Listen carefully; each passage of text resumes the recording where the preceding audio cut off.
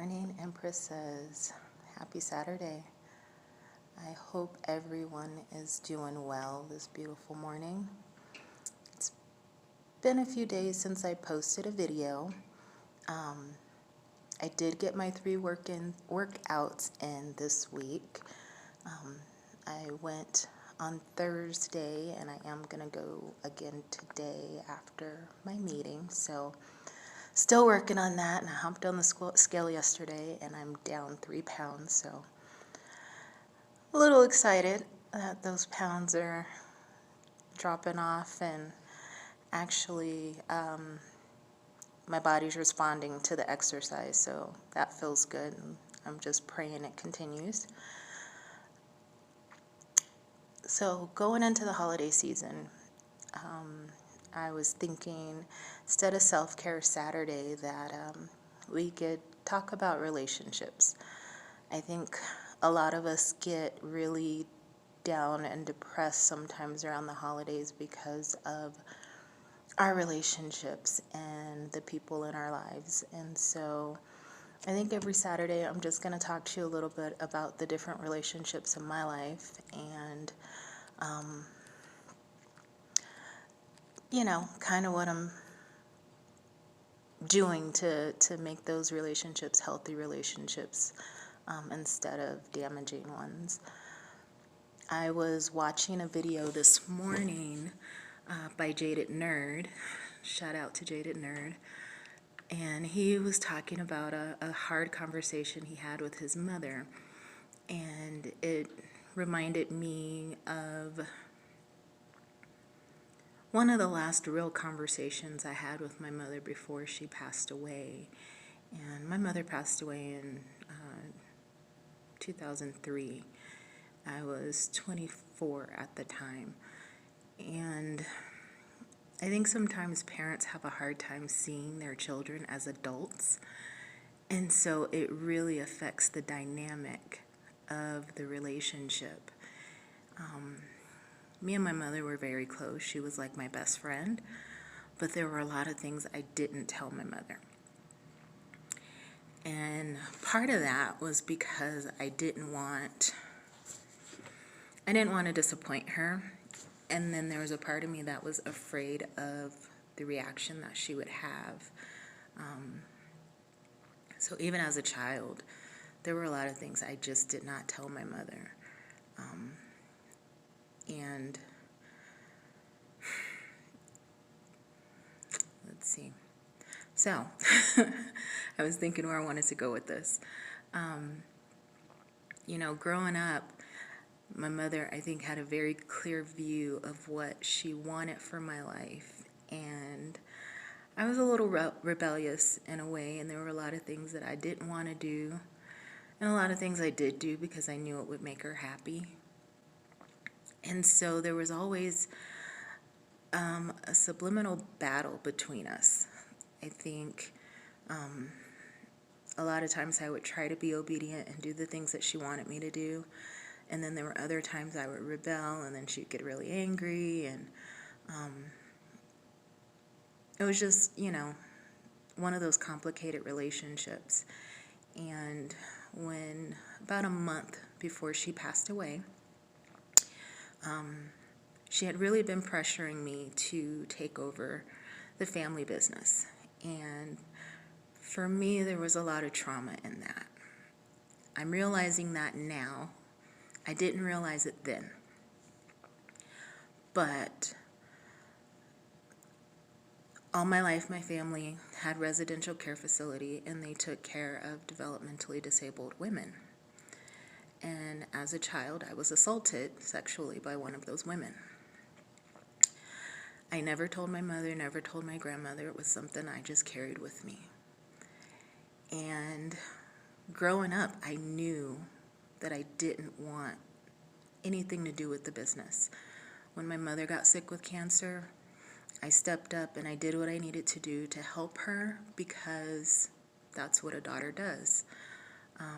But I knew that that wasn't the career path for me. When she passed away, because I did care strongly for the ladies that we cared for, I did continue the business for 2 years. But my heart wasn't in it, and after 2 years, I had to say I can't do this anymore.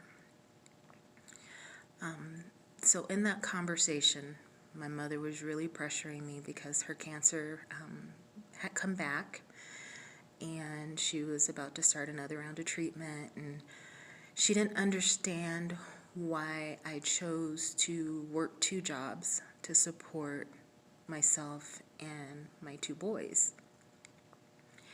And she kept pushing the issue that, I could make the same amount of money and spend more time with my kids.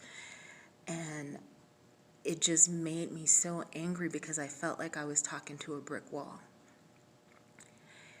And finally, in that conversation, I was able to say to her, I just want you to know that whether you're here or not, me and my boys are going to be fine. You don't have to worry about us. And it felt like for the first time that she heard me. And we both cried. And I realized that she took it personally, that I didn't want to work with her, that I didn't want to run the business, that I'd rather go work for someone else. And she didn't understand that I was just trying to be independent. I wanted to show her that I could do the motherhood thing, that I could be single, that I didn't need a man to, support me and my kids, that I was fine. And that was challenging. And from that conversation, I felt like there was a breakthrough, and I was looking forward to having more real conversations with my mother. But then, 2 weeks later, she went into a coma, and 2 weeks after that, she passed away. And I wish that I had asserted my independence long before then, because I think it really would have changed the dynamic of our relationship before she passed away.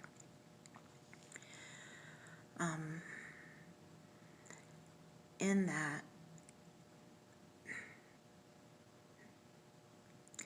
it's kind of affected the way that I parent my children, because I realized growing up that my mother, she fed into so many people.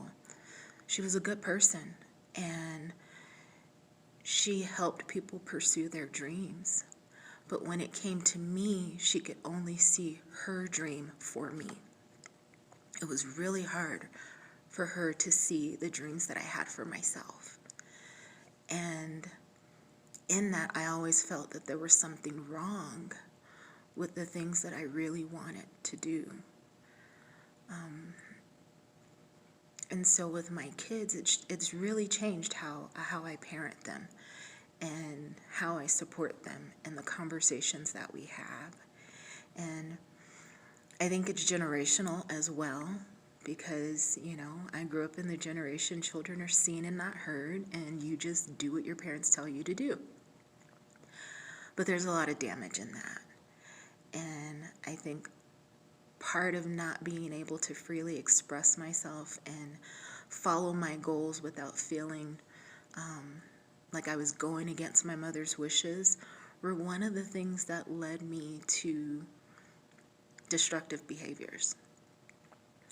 So, today I just say, think about those relationships. Maybe think about the relationship with your mother. And if she's still here with you, be thoughtful and be mindful of how you can repair that relationship if it's not the relationship you want it to be while she's still here.